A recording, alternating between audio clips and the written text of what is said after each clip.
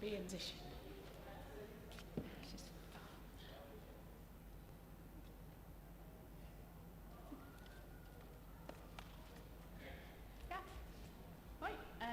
Good afternoon, everyone. Thanks for coming. So this is our welcome talk. So we're really here just to say hello and to tell you some of the things that happen at UEA. So hope you've all had a good first week. Looking at faces, some nods, good, we want. And it's settling in. So just to introduce me, and I've double-clicked already.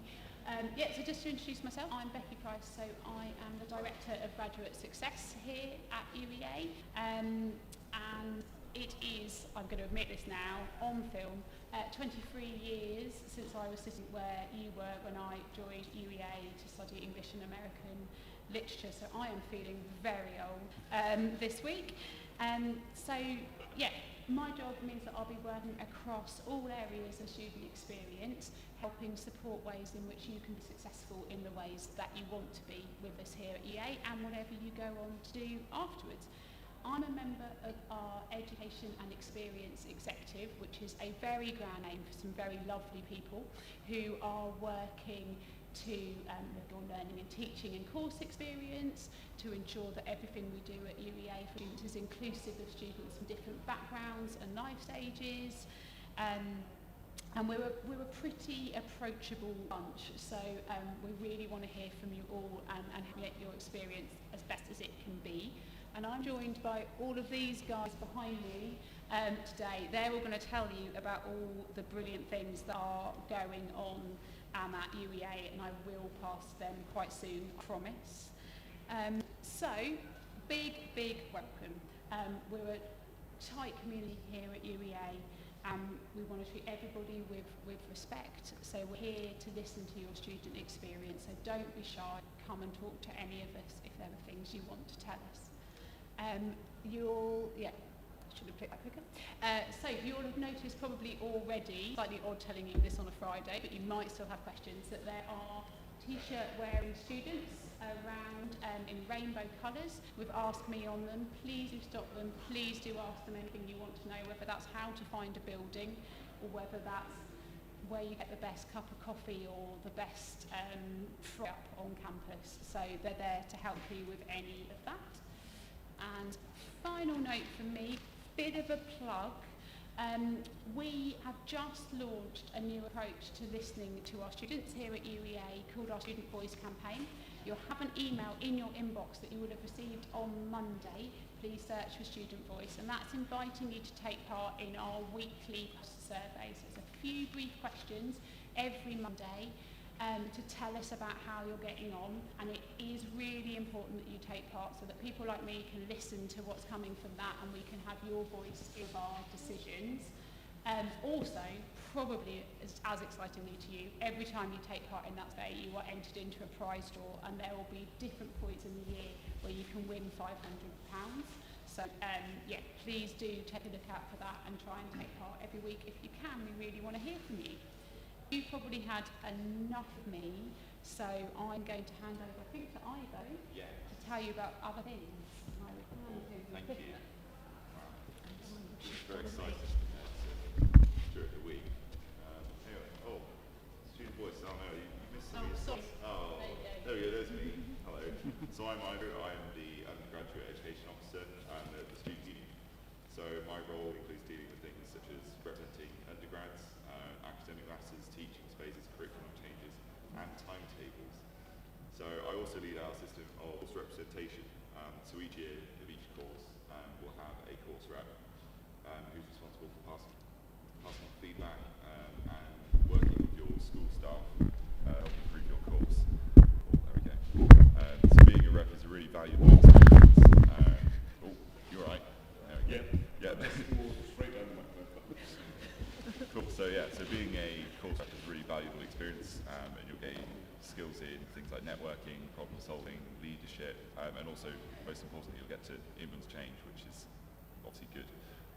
So if you want some more information about that, feel free to come and speak to me or one of our team, or you can go to the UEA.su website, and it's quite small there, but if you go on the Educate tab, and then there's a button that says course representation, so you can go on there. So you can sign up now for that as well, which I'd recommend doing sooner rather than later because recruitment is quite competitive. But if you want to talk to me about anything, or if you want to follow what I'm doing, you can send me an email, or you can get me on Facebook or Instagram. I'm passing over to Lizzie. Hi everyone, I'm Lizzie and I'm the Activities and Opportunity Officer at UEA Students' Union, which basically means I do all the fun things in my remit, so I represent students on clubs, societies, volunteering, do something different, so all the great things you can do outside of your degree. Okay, so I'm going to give you a little bit of a whistle-stop tour of what the SU can do for you during your time at UEA.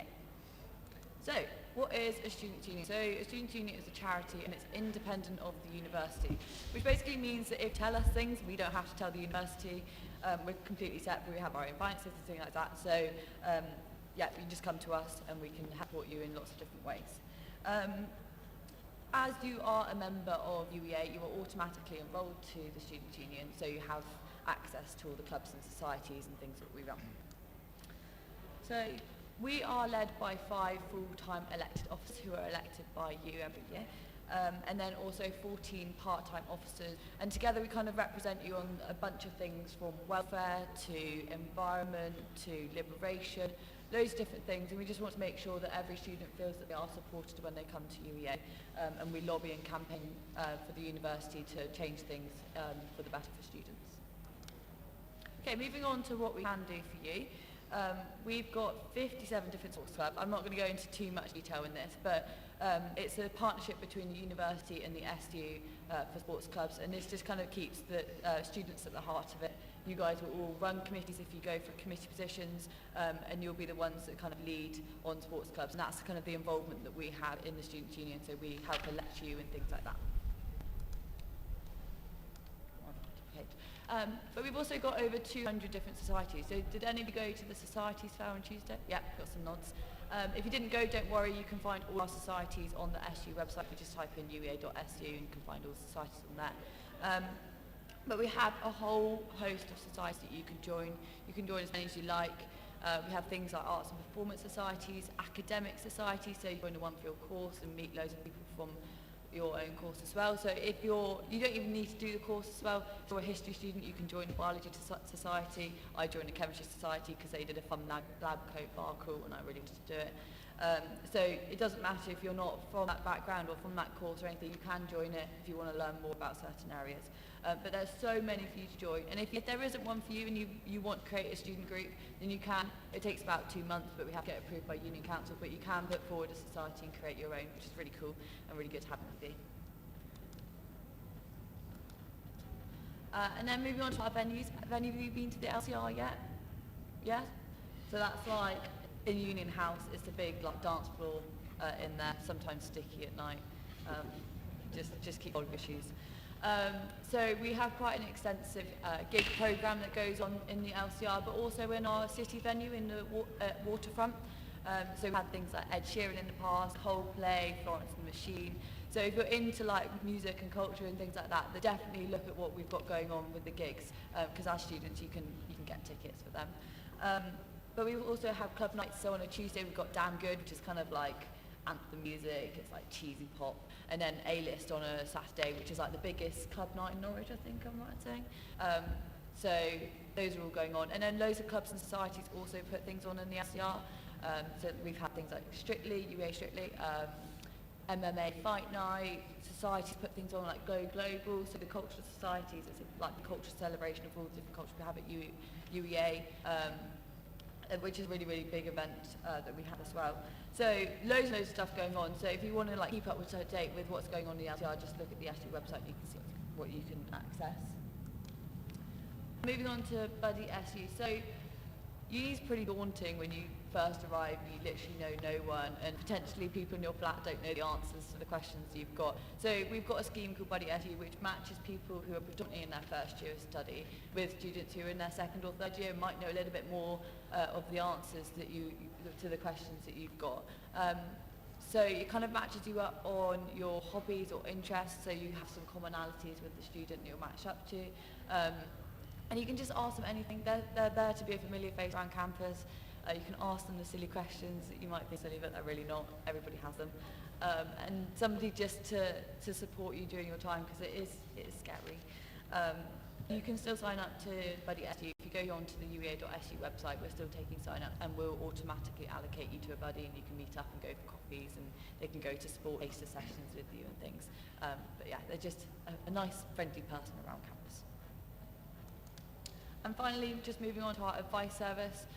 So we have trained advisors within the SU who will support you on a bunch of things like your well-being, your finances, your employability rights, housing, those different things. So if you do feel that you just a little bit of extra support during your time at UEA, then Advice SU is always there for you. Okay, that's all from me. If you guys head over to the LCR at 1 o'clock, we've got a talk from our lovely education officer here, Ivo. He'll go into more detail about what he does in his role. You can ask him any questions you've got. So if you're interested in that, then head over to the LCR afterwards. I believe I'm now handing over to Dave from security. Thanks, Lizzie. Right. Yeah, it's me. Good afternoon. You all right? Yeah, you good? Had a good week so far? Good. So first of all, yeah, welcome to UEA on behalf of the UEA security team. And I'm just going to talk for just a couple of minutes about who we are, what we do, and then also there'll be some contact numbers on there as well. So normally people say in presentations put your phone away, but I will say at that point, if you want to take your phone out and take a picture of that slide, please feel free, because it's got a couple of numbers on there that you might need during your time here. So, who are we? We are quite a small team. It consists of a head of security and transport. Then you've got the operations manager, which is myself. And then we have 4 teams of 7 officers on the campus. And we also look after the library, and we look after the quadrant building over by the hospital as well. I think the main thing to consider here is to know that we are here 24 hours a day, 7 days a week, 365 days a year. So if you need us at any point during your time while you are on campus, you will get hold of a security officer. Even if it's 3 or 5 o'clock in the morning, there will always be a team on duty here for you if you need us. So we only work for UEA. Some universities that have outside security companies work for them. We don't do that. So you will see the same security officers during your stay here at UEA. You'll get to know some of them. They're all really friendly. One of the managers, Lisa, she's here. She's absolutely lovely. So if you do want to ask us anything at all during your stay here, please just come and speak to us. Just come and speak to us. We're all very well trained. Some security officers, well, like myself, we've been here for over 70 years. So there isn't anything that we haven't seen or anything that we haven't dealt with during our time here. So as it says at the bottom there, again, I can't reiterate that enough really. If you've got any questions for us, please just come and speak to us or give us a call or drop us an email. So what do we do? This is it in a nutshell. This is why we are here. We are here to provide a safe, secure and peaceful environment for staff, students and visitors to the campus. It's as simple as that. We're here to make sure that you guys are safe while you are on campus. So at this point, I kind of liken the university as this massive machine with all these cogs going around, keeping the machine going. Well, we know every now and again, a machine breaks down. And that's why it generally is because a cog falls off. When a cog falls off, it's generally our job to go and find out why that cog has fallen off. And then what we do, if we can't put the cog back on ourselves, we will get in touch with somebody who will come and get that cog put back on. So that's kind of how I liken our job role, but it is so varied. So type of things that we get involved in. I mean, we deal with student welfare, we deal with staff welfare, we monitor every single alarm on campus, we open and close the whole university, we are an out-of-hours gateway for pretty much every department, we respond to emergencies, we look after events, we deter and detect crime, we manage antisocial behaviour, we manage traffic, we're first responders. I could just go on and on. But I think one of the main things to consider there is that we do offer security advice. So please, if you want any advice about security in residences or while you're keeping safe while you're on campus, please feel free to just pop and see us and give us a call. So yeah, we are essentially the fire service, the ambulance service and the police service for the campus.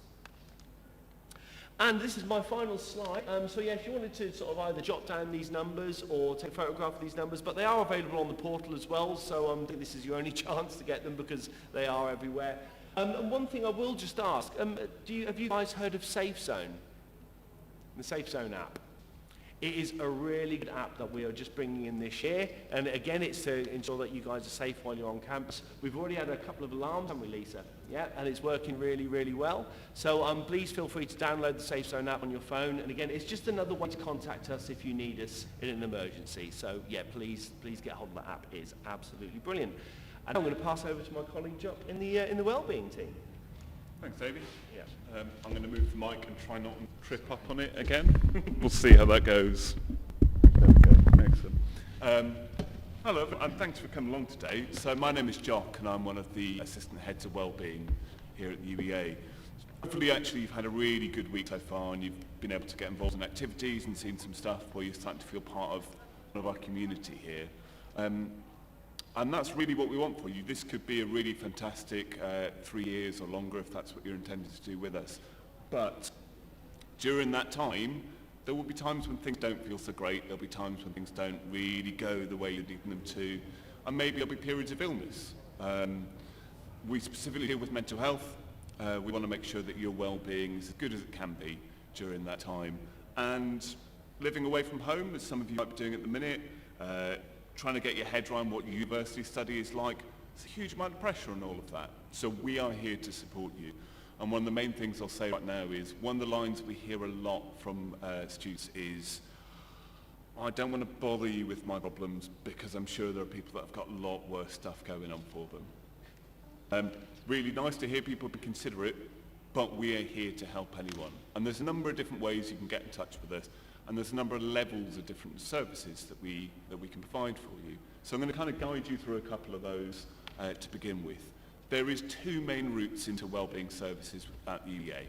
Number one is what we call our online referral form, and you simply find that by going on our website, looking up student services, and you'll see a number of directions onto that online referral form. We ask for some information about what's going on, so we get a good understanding about who we can match you up with and get some support for you. So that's the online referral form. The other one that you can do is email your faculty email address for wellbeing support. So you can see that written up there. I'll give you the first example, which is embedded.fmh@ua.ac.uk. And if you're unsure at the minute what faculty you fall into, the details will be on your eVision page where you've got all your details listed. Now, those are the two easiest ways. If you want to email us going, do with some help, but I don't know where to start, that's where our team will come in and we'll have a chat about what's best for you at that point. Also on the website within Student Services, there's loads of really great self-help material. Because it might be you don't want to speak to someone straight away, it might be you just need to tap into a couple of different items. We've got a number of workshops as well that people go to and find really useful. There's lots of tips about improving your mental health, dealing with stress, lovely little grounding techniques that we can do with people as well that make a huge difference. Lots of those being run online, so nobody even needs to know that you're going to that.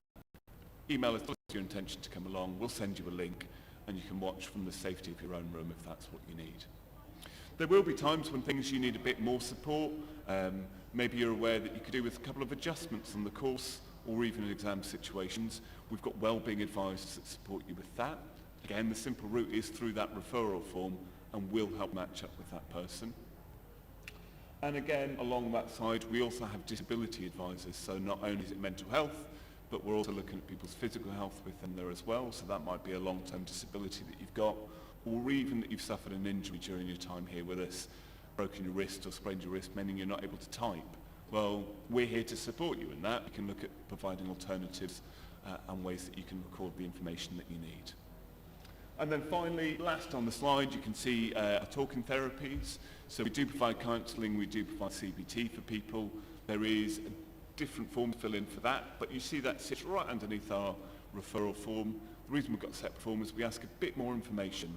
If it's therapy that you want, we want to match you with the right therapist. We want to be able to provide you with the right stuff. And we want to do it when you need that support. That's really important to us, that we keep our waiting lists low and we keep the number of therapists that can see people available.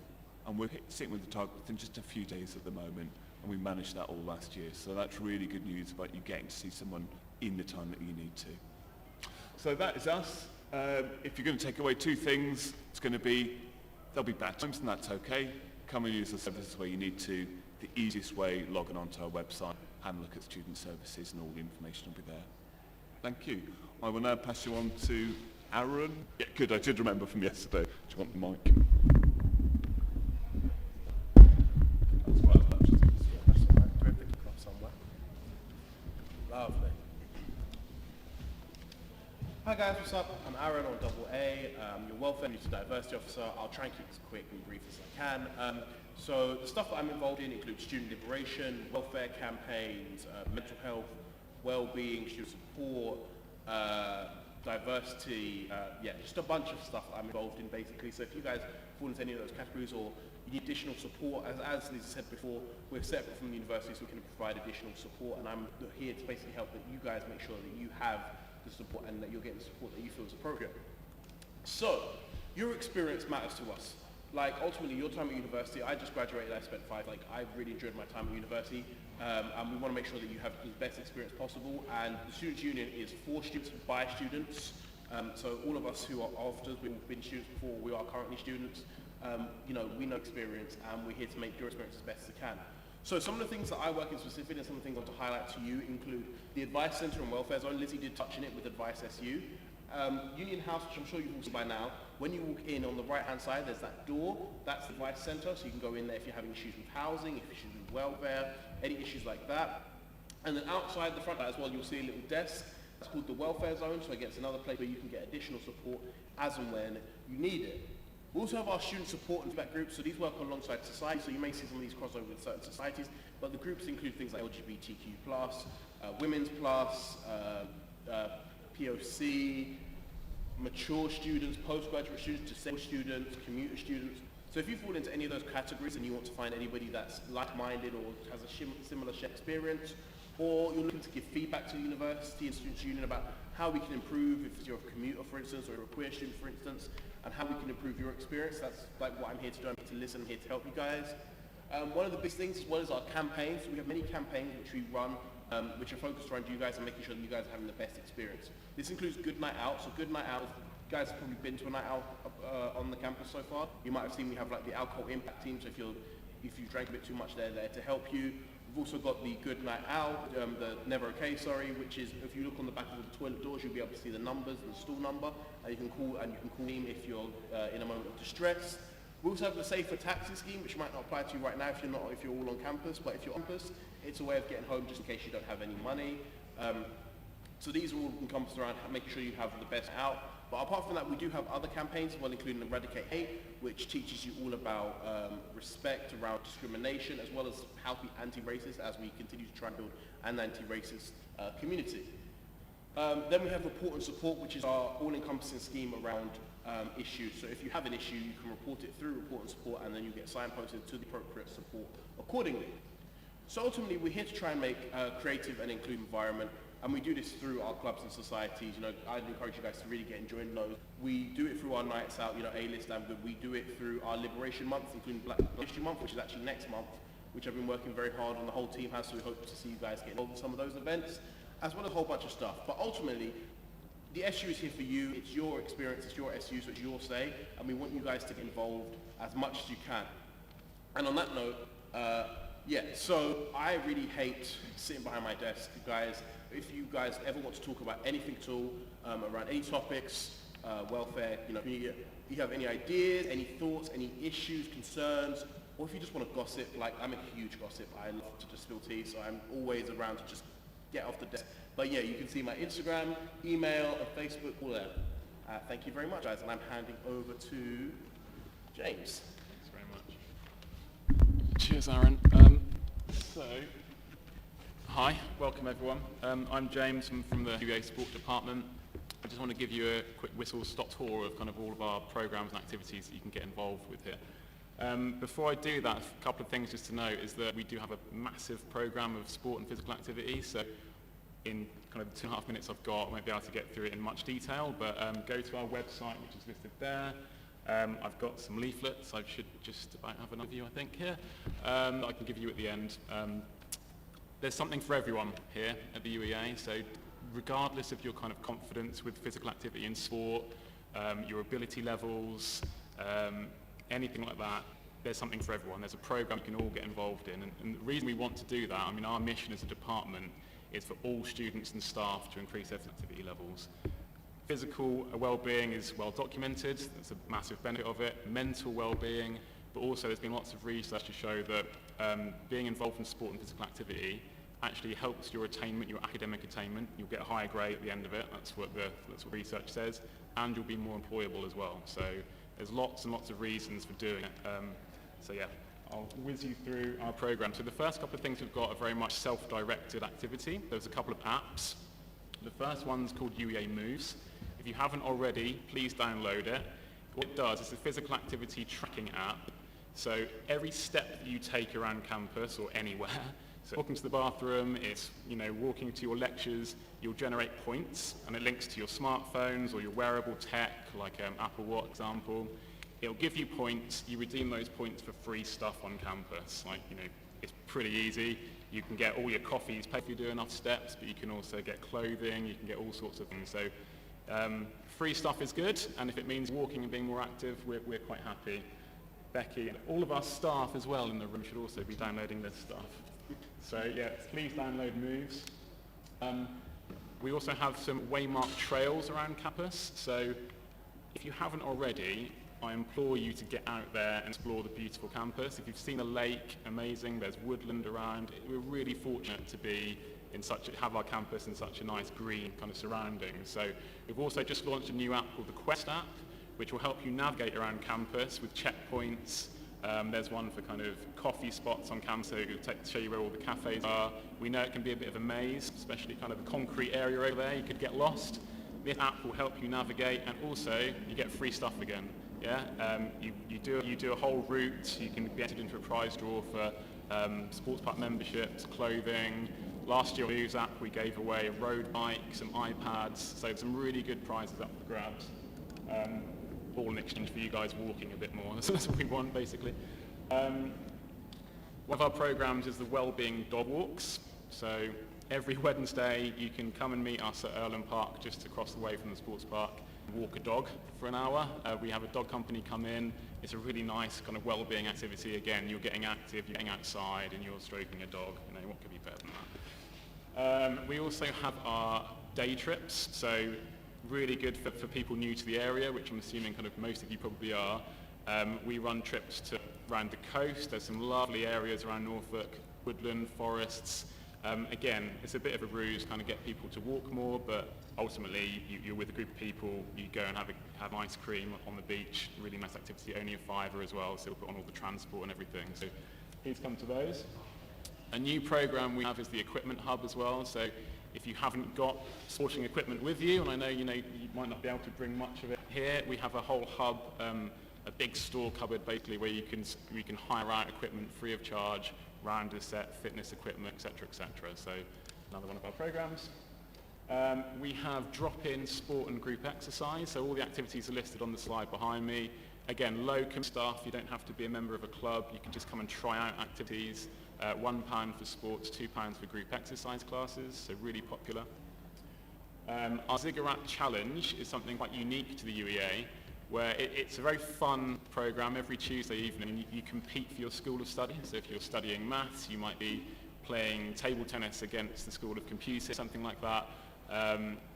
It's a really fun event, like I say, different sport every week. And you get to kind of play against your academics, heads of school, and sometimes the VC turns up, so it's always nice to beat him in a game of ping pong. We also have some maths participation events dotted out randomly throughout the year. So that's a picture from our colour run from a couple of years ago. So again, a run around campus, around the lake, and you get powdered paint thrown at you. Go a whale of a time. That's our Santa run. So that's Mikey Bear Joe dressed up as Father Christmas. Sorry to ruin the illusion. We'll do that at Christmas time. And we have roller disco. It's happening tonight. Sold out, unfortunately, but because of that, we'll be running another one later in the year. So loads of kind of fun activities that we do as part of our program. So yeah, it'd be great to see you get involved with some of that stuff.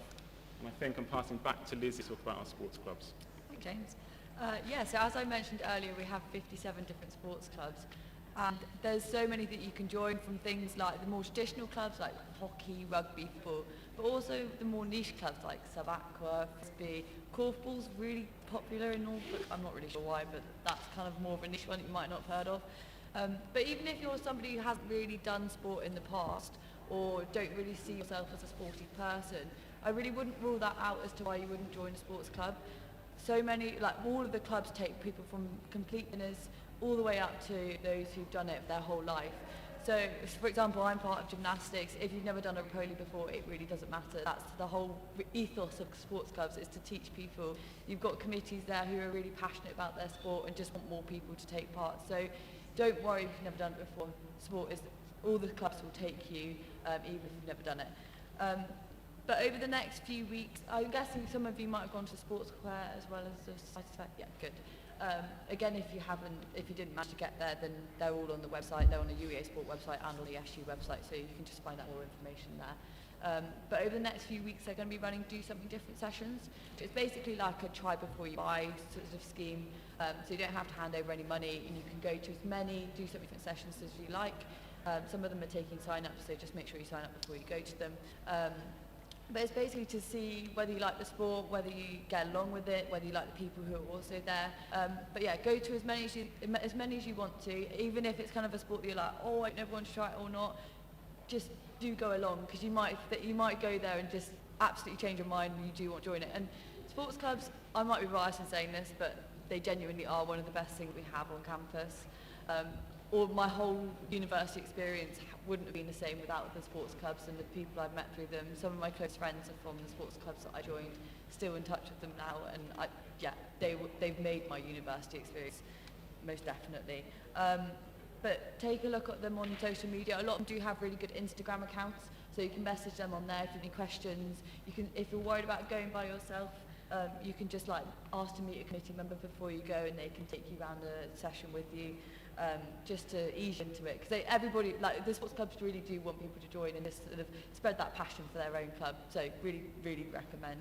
But you can also be on committee, so if you're first years, I'm guessing a lot of you are first years, isn't it? Yeah. So you can be first year rep, elections for that will be October, November time, but it's basically a chance for you to be the person representing first years, making sure that first years really do have a say in what the committee's doing, and then in future years you can have different committee positions like president, so you can be leading the club, treasurer, being in charge of the finance. It looks really, really good in your CV, so your employability, and you get loads of leadership skills. So there's other benefits being part of the sports club. And even if you don't want to compete and be really, really into it and have social teams, so if that puts you off and you want to play it as a fun, friendly thing, that a lot of them do that as well. So there's just so much for you to do. Just please go and try them out. Again, with societies, they're having Do Something Different sessions as well. So try out as much as you want. It's such a great break from your university studies. It can be quite tiring to do your degree. It's hard. So just having that break away from it is really, really good. I'm going to hand back over to Becky for the final words now.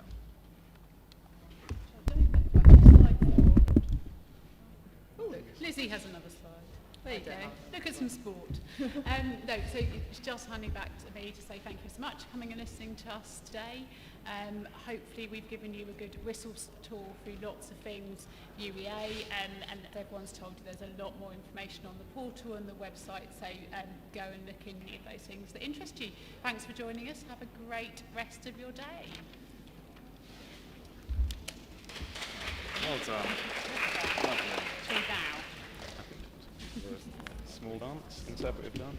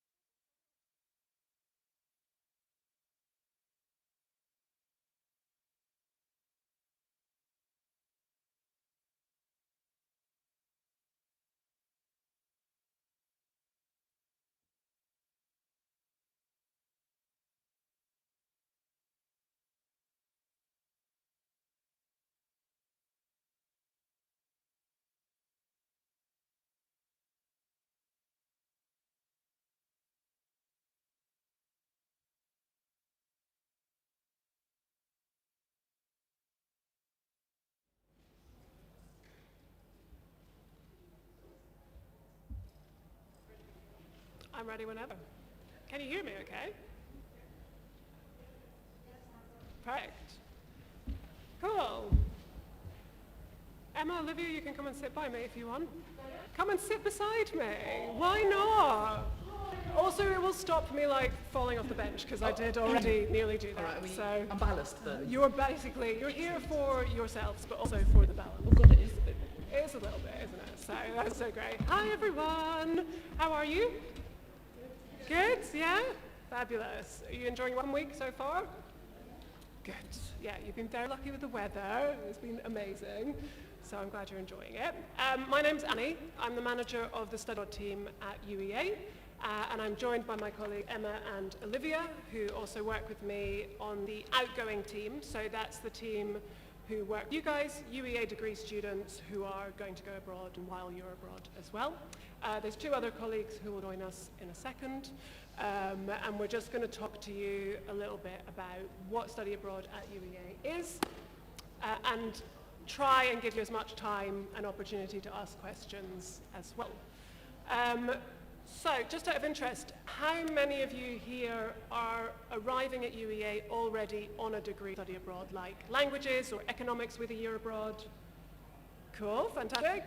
And how many of you are not already? Yeah, year abroad, study abroad. Yeah. How many of you are not already on a degree with study abroad but think it's something you definitely want to do? Fantastic. How many of you have no idea and are just here for the sunshine? Somewhere to sit? There's no wrong or right answers, it's fine. So it's good to get an idea of who came here already with a vested interest, but hopefully we'll give you a bit of an idea of what it means, for some of you why you should do it, and the different places you could go and what your kind of next steps are as well. So to start at the very beginning, very good place to start, is what exactly is study abroad. So I might be repeating things for some of you, but it essentially is the opportunity to add an international experience to your degree by going abroad for a year, a semester, or a short course. So you get to see your degree from a different perspective, and you get to study at a university that's partnered with UEA. So there's an exchange partnership there. We'll talk a little bit more about what that means in a second. But there are obviously huge amounts of benefits to doing this. We're biased, I know, but there are loads of good positive things about doing it, and hopefully we can convince you of that a little bit as well. So, like I said, your options at UEA are to go abroad for a year or a semester or a short course. If you go abroad for a year or a semester, it's embedded into your degree. So some of you will already be on a 4-year degree, and the year abroad is in your 3rd year. Then for others, the semester option is that you're on a 3-year degree and you go abroad in the spring semester of your 2nd year, basically.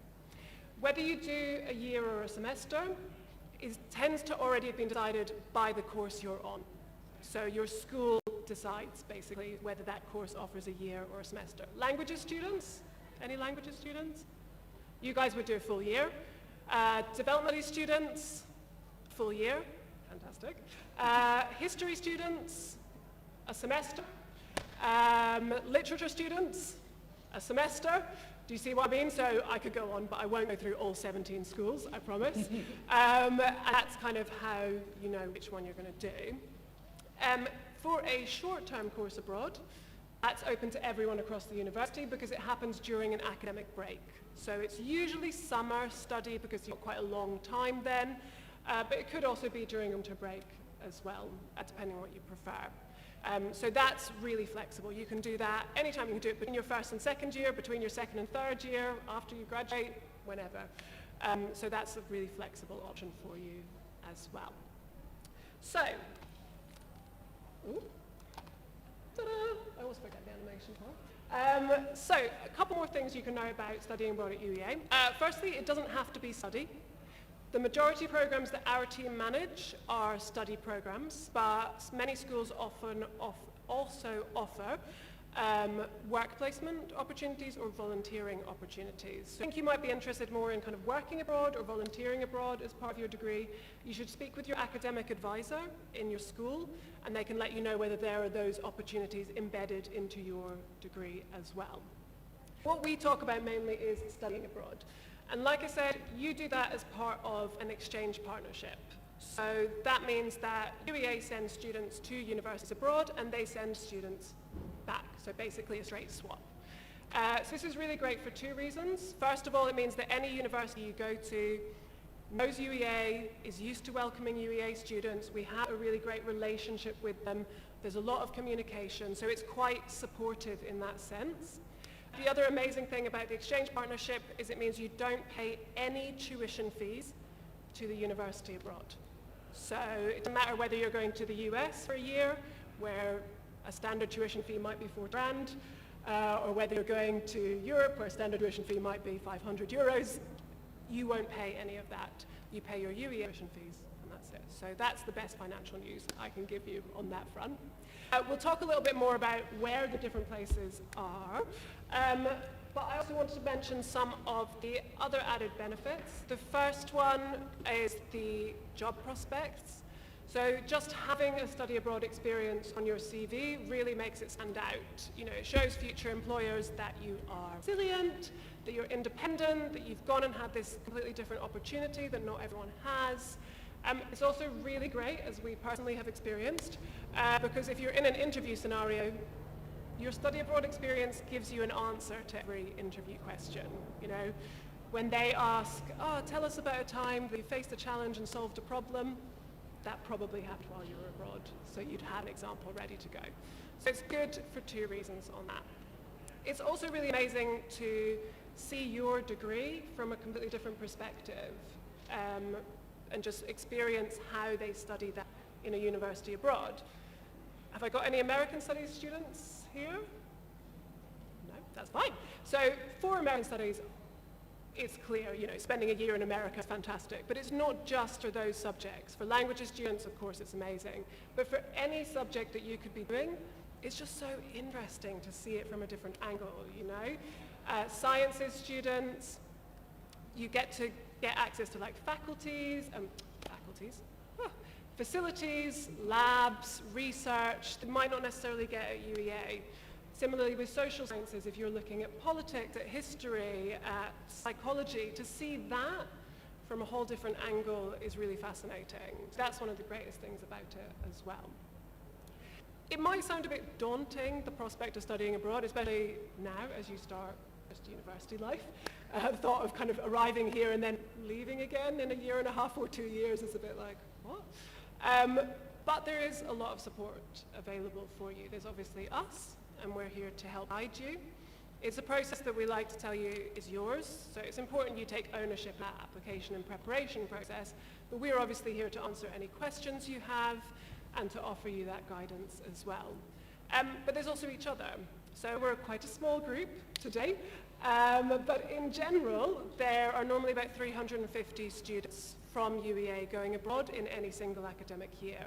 So you're part of that wider community. So we hope and want to offer you opportunities to connect with that community, because if you're in a class and you think, oh, no one else from my school is going abroad, they probably are, they might just be in different classes, and also you'll meet them at our events instead, and you'll meet people from across the school. So there's that support and learning as well. I don't know if any of you were here at our event on Wednesday, the community event.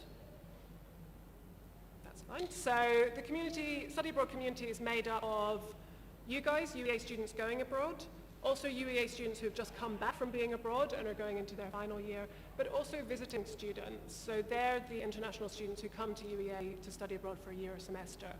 And they're all coming from universities that you could go to. So if you get to know them now in your first year, you can learn all about the different places that you could go and what it's like to study there as well.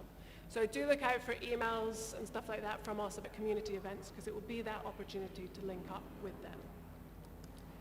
So the most important question, which I could already hear some of you discussing, is where could you go? Like we said, these exchange partners around the world. UEA has about 200 of them in total, these partnerships.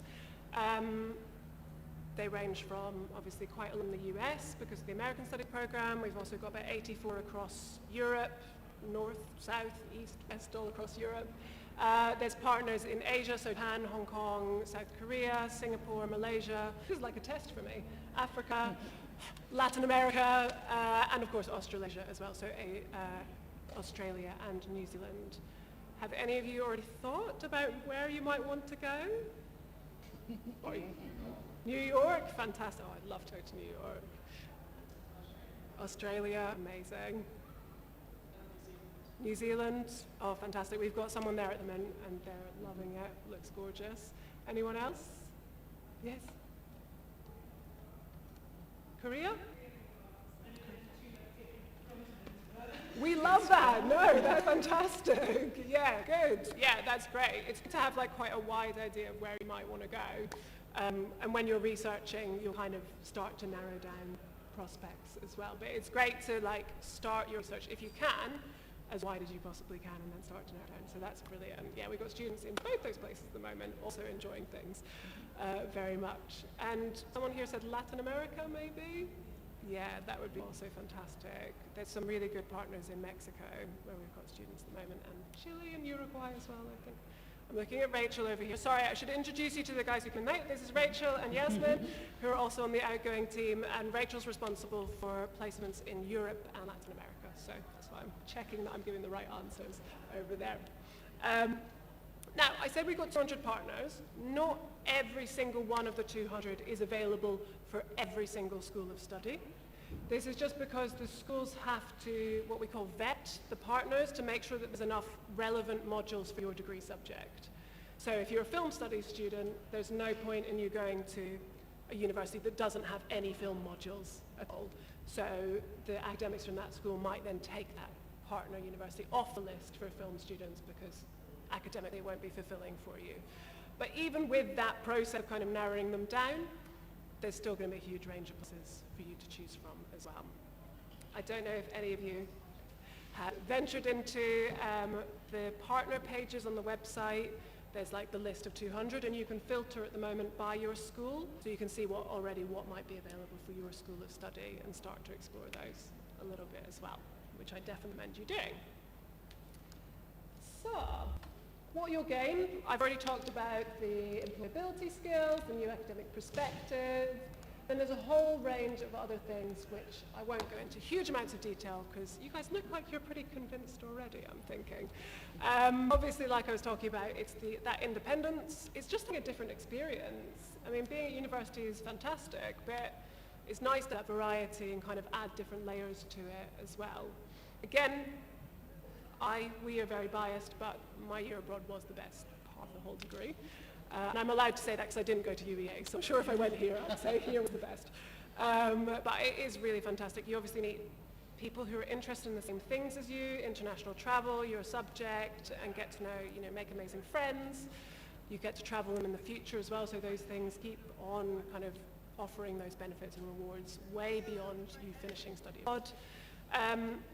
Languages, again, I talked about languages students. I wouldn't need to convince any of them why going to the country speaks their language is going to be incredibly beneficial. But even if you're not a languages student, going somewhere, if you want somewhere that's not a native English-speaking country, you might pick up language, you might pick up the language, you might become fluent, you might pick up a little bit just to feel confident and show off on future holidays. But it's just adding that extra skill as well. Again, which, sorry to keep coming back to the job thing, but employers look out for people with languages skills as well. And it's just fun. It's just going to be really fun. You get to travel, and it's all supported. I think that's the other really big benefit. What makes it different from doing a gap year or traveling after you graduate is that you are part of this established program and you've got all those support networks in place. So you can go somewhere, travel, explore, but know that you've got people to ask questions of and help you out with things as well. So, again, is study abroad for you? I know I've given you like a kind of very brief whistle-stop tour, and you might be thinking, yeah, this sounds great, but isn't it expensive? Isn't it stressful? Isn't it a lot of extra admin? It can be. There's obviously financial considerations, but there's also loads of financial support available for you. Similarly, there's a little bit of admin with applications, with visas, but again, there's that support, and it's a learning experience to go through the process of applying for a visa to live in another country as well. So for every kind of obstacle, there is always kind of a benefit to it as well. So if you're thinking that you would like to do this, or you already want to, but you've got areas that you're worried about, or you want to know more about, come and speak to us. That's what we're here for. Which brings me to, how can you come and speak with us? You can always email us. It's shared inbox, so just email studyabroad@uea.ac.uk and we pick those up as quickly as we can. Then please do follow us on Instagram, because you can just see other students' photos, which in the, oops, see, fall off a bench, knock over the water, which in the depths of winter is a bit depressing when we get people's videos from Australia on the beach, but it's still nice for you guys to get that inspiration. There's also a blog which our return students or our students abroad write for, so you can definitely check out their stories. You can search by country, search by partner, whatever, and you can see if there's any blogs written about that. Search by school of study as well, if you want to see experiences from students who are in your school or doing your degree. And our favourite way to speak to you is our reception desk in the Arts Hub. So unlike most other services at UEA, at the moment we are not in the student information zone on the street. We are up in the Arts Hub, which is on the other side of the square. We've got a nice reception space there, so we're open Monday to Friday, 9 till 5. You can come by anytime to see us, and we'd love to chat with you just about anything, just what you want to gain from the experience, any questions, concerns you have. And then also today and next Wednesday, if you don't want to go all the way into the Arts Hub, we are in the small dome, just handing out brochures and stuff and answering any questions. If you're interested in some exciting reading materials, after this session you can pop over into the small hub and we've got some brochures, again with those student experiences in them.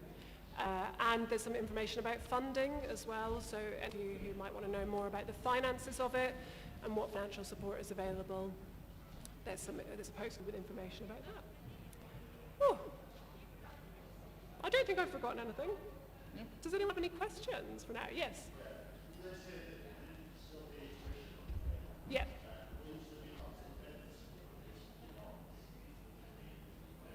Brilliant question. Yes, you will. So you'll get access to all of your, whatever student finance you currently get, you still get. So you get the tuition fee loan to cover your UEA tuition fees.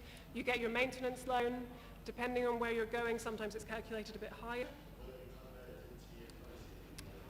No, I think it still goes into your UK bank account as UK money.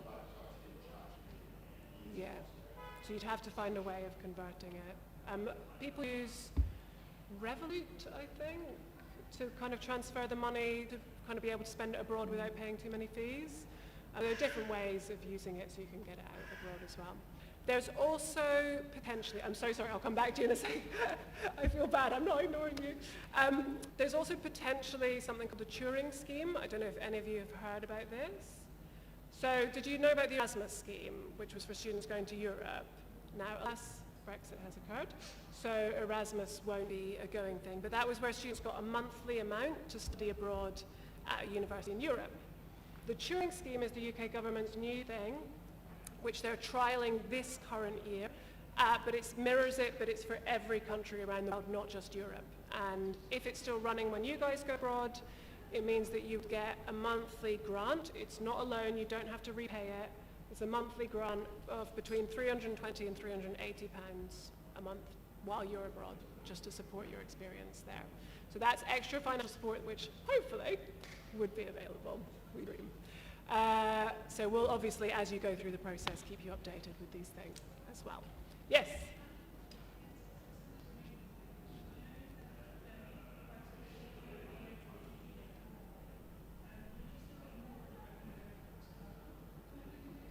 Yeah, you could do for a semester abroad. It depends on the dates that you're abroad. That's generally what will trigger it. But yeah, so a semester might be less so because a year might start and end with a wider gap than the UEA academic term.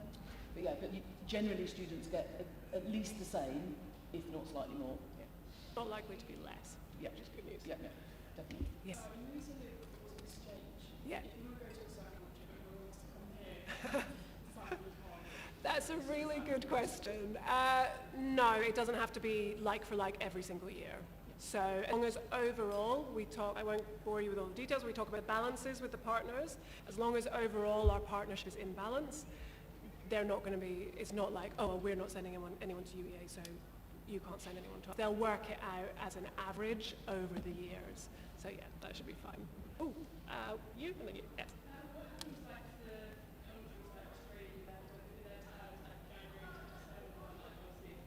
Yeah.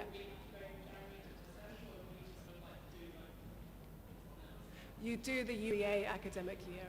So it means, yeah, if you go to Australia and New Zealand, it's a bit strange because you like start in their second semester and finish in their first semester of the year, but that's absolutely fine. Yeah, they're used to it. They know that UK students are coming across with that. Yeah. What would you considering between like this and the Ooh, you're asking biased people, that's the problem. What I'd recommend considering is what you want to get out of it, and that's the same for any research you do around study. What is your goal? Is it that you want that work experience, or is it that you want study experience? I know these are clear questions to ask, but and thinking about, yeah, what's most likely to fulfill your aims. And that's true when you're deciding where to go as well. Like, do you want high academic ranking? Like, would you want to go to a university that's really well academic ranked and study there, or would you rather go to prestigious company? It kind of depends. What I'd recommend doing is doing some research around now and speaking to your academic advisor in the second half of first year and start to talk about what your overall aim for your degree is, and then go from there. Can I just ask, are you on a year abroad degree or the year in industry at the moment? Okay, all right. So what you could do is just email us and just kind of indicate you're interested, so you can kind of get onto our list, and then you can kind of decide later and hopefully I'm looking to move you over. Yeah. Sorry, I don't know. Anything else you're wondering about? Yes.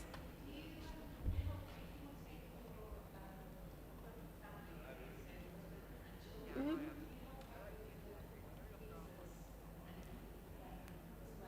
Unfortunately. Yeah, I mean, we can guidepost, and that's what we say to do with any kind of procedure like visas. We can signpost you where you find that information, but actually we're not allowed to give any immigration advice. So in terms of that, it would be a process of discovering. Like, we can look at the different places you might want to go, and then together we can look at what their rules are for spouses and dependents and things like that. But yeah, it's a process of research that we can support you with, but not necessarily do, if that makes sense. But that's great. That would be fantastic if that could happen. We've definitely had students go abroad with their family before. I mean, a handful, but yeah. So, come talk to us. Precedent. There's a bit of precedent. Yeah. Yeah. I'll definitely talk to the partner about what support they can offer. Yeah. Mm. Yeah.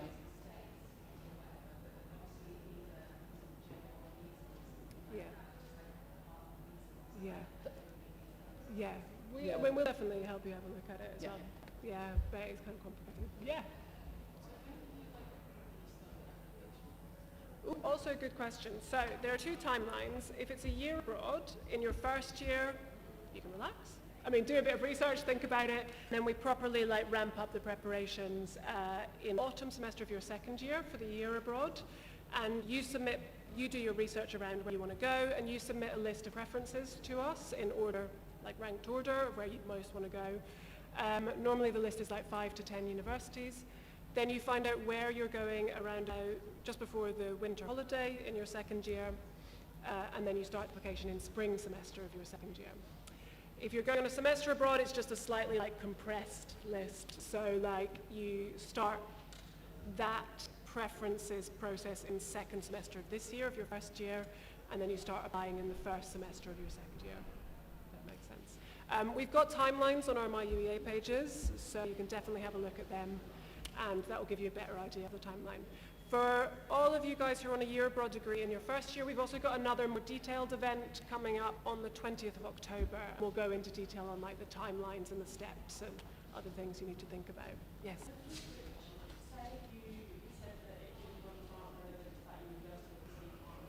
Mm.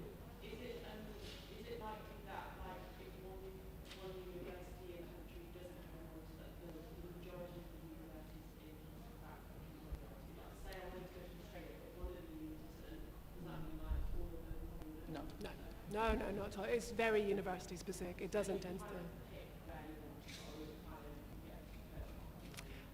Both. A lovely combination. So like I said, you choose a list of preferences, 5 to 10. We do encourage you to want to go to all on your list as opposed to have one you want to go to and like 6 fillers. And then we allocate you. Of course. Yeah, of course. Yeah. No, like if you were interested, for example, in Australia, you can put all Australian universities. That's absolutely fine. We have enough. Yeah, there's plenty of them. Yeah, no, so you don't have to we encourage you to vary your research, but you don't have to choose places in different countries by any means. Anything else you guys are wondering about? Yeah.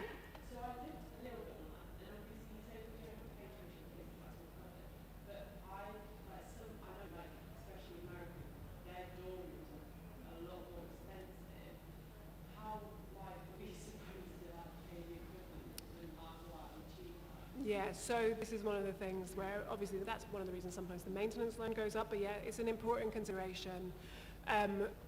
Even within the States, there's a huge range of budget options, if that makes sense. If you go to one of the coasts, New York, I'm afraid, California, they're much more expensive. If you go somewhere more in the Midwest, then it's a bit more affordable. So that's part of the research process. But we do recommend if this is something that you're seriously considering, then do start thinking about putting some money aside and budgeting for it now. Even if the accommodation isn't much more expensive or the general cost of living isn't much more expensive, you want to have that bank of money for your time abroad just so you feel secure, and also if you want to travel around and stuff like that. So it's definitely worth thinking about how you're going to budget for it now. But financially, hopefully there'd be things like the Turing Skill support to cover those extra costs. But yeah, it's part of the research process. We always say try and look at, most universities will tell you what the cost of living is there and how much accommodation costs, so you can start to kind of budget and plan.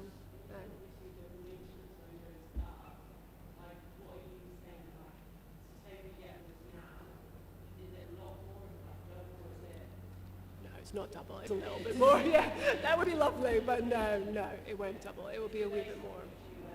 It will depend on the country, I think, and as Emma said, depends on the dates. You might be going for a longer period of time, like American unis start in August and finish in May for the academic year, so it's a bit pushed forward. So it really depends. Yeah. So we're mentioning the travel grant as well? Yeah, so just, with student finance, so it's not UEA, but student finance do offer a travel grant to students on a means-tested basis.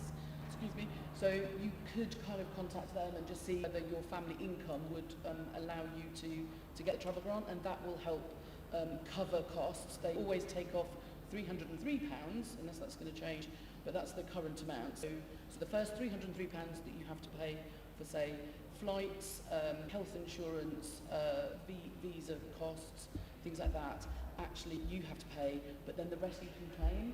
But it is means tested, and it's not something that UEA can kind of say what you'll get, but do maybe ask your student finance along the way. We'll mention it later on as well. But that can really help with some of those initial travel costs. Yeah. Yeah.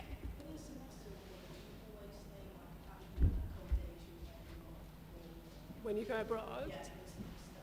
You don't have to. It depends on where you go generally. Again, it tends to vary. Like American universities tend to have quite a lot of on-campus accommodation. So most people, and that students utilise, so most people would do that. But then if you go somewhere in Europe, it tends to be a lot more like private accommodation.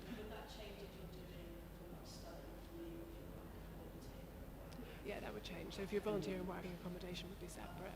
Yeah. Yes.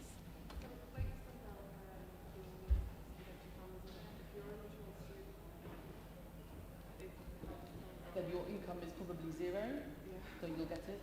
Hopefully. It's not our decision, but yeah. I was a mature student, so yeah, I got a full whack. Yeah. But you could just call and just double check. Yeah. But yeah, if you are self-funded, then your funding is zero if you've not got another job. But the minimum is normally about 25,000, but that is the rough idea that we've been given from other students. So. Yeah. Cool. Thank you.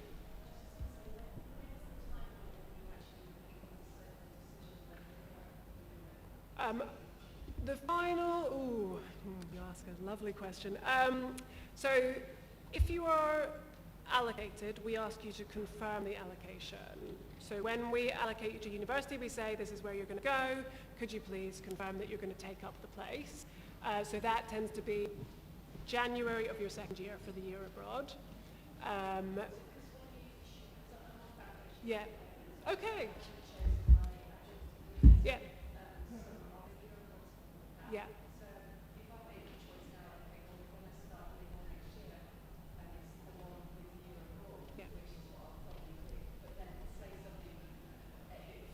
Yeah. We're never going to make anyone go if they can't or if something changes. Of course not. Yeah. The only degrees where is not is languages. So if you're on a languages degree, it's part of the overall assessment. But yeah, no. So if you choose, and please do, if you think you're like 80-90% certain you want to do it, come in on a degree with a year abroad because that guarantees it. And then see what happens. Yes, of course. Yeah, we want everyone to go, but not so badly we're going to be like pushing you on planes or anything. Yeah. Obviously, when you go out there, they have like holidays and stuff. What do we do in those holidays? Because obviously, will we be able to still stay in our location, or do we have to find a room? No, you can do whatever you would like. Yeah, as long as it's within the academic year, you'd have the, travel. I mean, travel, enjoy the time where you are, whatever you'd prefer to do, yeah. I would say in America sometimes they do over the winter period. You might not be able to stay, but they normally kind of give you options. What do you find, Olivia? I did my year abroad in America, and some universities will have accommodation that is specifically for international students. So those ones may not close over the breaks, but other accommodation might do. It's something that's worth looking into when you're looking into what accommodation you want to apply for as well. So really it just depends, but it should say on there whether the accommodation closes over the breaks or not. But on Australia, I'm not sure that you'd have to kind of check, because if you want a year abroad degree, so you'd go for the kind of over the whole break. You might want to go travelling. Students do, but then you might not want to pay for the accommodation if you're not going to use it. But they might be able to store some luggage and then go around Asia.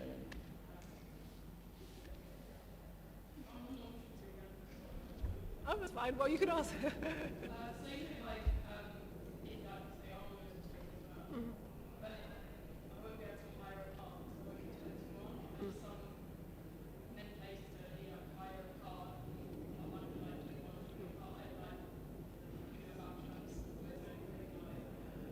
Well, it's public transport or make friends who can drive. My friend, find a local. Sorry. Yeah, in America, you have to be over 21 to hire the car. But I think the place where we used to hire them from, you could add other drivers to it. You didn't have to be 21. It's just in the person's name who is getting it. They have to be. And sometimes they may do this in other countries as well. If you're under 25, you have to pay an extra fee for being a young driver, which can be a bit of a pain, but obviously if you want to go on a trip, then it's a bit. Cool. Anything else? Well, we're all still here. So, as we said, Olivia went on a year abroad in America, and she is responsible for placements in America, North America, Canada, and the USA. So any questions for her, go for it. We're still here for another 15 minutes, and then we're over there. Emma went on a year abroad in Canada, so any questions about Canada, you can talk to her about it. Rachel over there, she went to France and Spain, just to up us all on the number of places she went. So if you've got questions about studying abroad in Europe, then you can ask her. She's also responsible for Europe and Latin America, so questions about Latin America, you can ask her. And Yasmin also went to Spain, so if you've got questions about Spain, you can ask her, but she's responsible for placements in Asia, Australasia, and Africa. So if you've got any questions about those places, then ask her, or ask any of us whatever you want. We like to pretend we know what we're talking about. If you want any brochures that have like all the URL links and stuff like that, then pop across to the Dome. And enjoy the rest of your welcome week this afternoon, the glorious sunshine. Enjoy the start of classes next week, if we're allowed to mention that. The fun part. No timetables yet. It's a surprise. I'm sure they're coming. They're working on them as hard as they can. So they will be with you very soon. And yeah, come and see us anytime. We'd love to meet you, chat with you. Thank you, everyone. Have a lovely day.